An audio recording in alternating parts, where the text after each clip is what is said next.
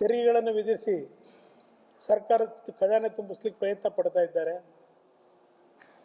ಇವತ್ತು ನೀವೇ ನೋಡ್ತಾ ಇದ್ದೀರಿ, ನಮ್ಮ ಬೆಂಗಳೂರು ಮೆಟ್ರೋ ಕೇಂದ್ರ ಸರ್ಕಾರದ ಮೇಲೆ ಬೊಟ್ಟು ತೋರಿಸ್ತಾರೆ. ಇವರು ರೆಕಮೆಂಡ್ ಮಾಡಿರೋದು ಕೇಂದ್ರ ಸರ್ಕಾರಕ್ಕೆ. ಇಲ್ಲಿಂದ ಕೇಂದ್ರ ಸರ್ಕಾರ ಆ ರೇಟನ್ನು ನಿಗದಿ ಮಾಡೋದಾದರೆ ಇವತ್ತು ದೇಶದಲ್ಲಿ ಹಲವಾರು ರಾಜ್ಯಗಳಲ್ಲಿ ಇದೇ ಮೆಟ್ರೋ ಓಡ್ತಾ ಇದೆಯಲ್ಲ, ಅಲ್ಲಿ ಯಾಕೆ ಜಾಸ್ತಿ ಮಾಡಿಲ್ಲ? ಕರ್ನಾಟಕದಲ್ಲಿ ಮಾತ್ರ ಯಾಕೆ ಜಾಸ್ತಿ ಮಾಡಿದ್ರು?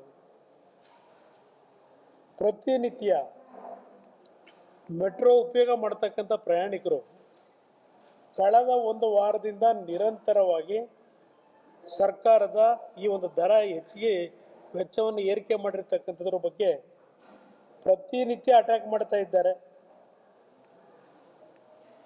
ಜಾಣಕಿಗಳು ನಾನು ಹೇಳಿದ್ದೇನೆ ಪರಿಶೀಲನೆ ಮಾಡಿ ಅಂತ ಹೇಳ್ತಾರೆ ಮುಖ್ಯಮಂತ್ರಿಗಳು. ಬಸ್ ದರ ಎಲ್ಲಿಗೆ ಏರಿಸಿದ್ರು? ಈಗ ಹಾಲಿನ ದರವೂ ಏರಿಸ್ತಾರಂತೆ, ನೀರಿನ ದರವೂ ಏರಿಸ್ತಾರಂತೆ.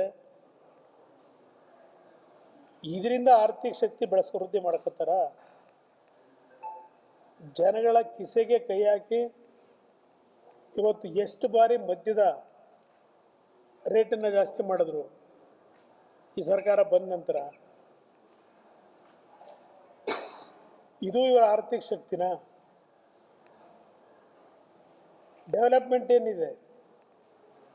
ಒಂದೊಂದು ಕ್ಷೇತ್ರಕ್ಕೆ 180 ಕ್ಷೇತ್ರಕ್ಕೆ 10 ಕೋಟಿ ಹಣ ಕೊಟ್ಟಿರೋದು ಬಿಟ್ಟರೆ 2 ವರ್ಷದಲ್ಲಿ ಯಾವ ಕಾರ್ಯಕ್ರಮಕ್ಕೆ ದುಡ್ಡು ಕೊಟ್ಟಿದ್ದಾರೆ?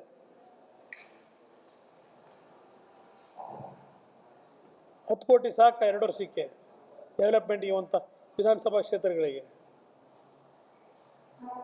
ಆರ್ಥಿಕವಾಗಿ ಸದೃಢವಾಗಿದ್ದೀವಿ ಅಂತಾರೆ. ನೀವು ಆರ್ಥಿಕವಾಗಿ ಸದೃಢವಾಗಿದ್ದರೆ ಪ್ರತಿ ತಿಂಗಳು ನಿಮ್ಗೆ ಗ್ಯಾರಂಟಿ ಹಣ ಕೊಡೋಕ್ಕೇನು ತೊಂದರೆ? ನಿಮಗೆ 3 ತಿಂಗಳು 4 ತಿಂಗಳು ಯಾತಿಗೆ ಹಣ ಕೊಡ್ತಾ ಇಲ್ಲ?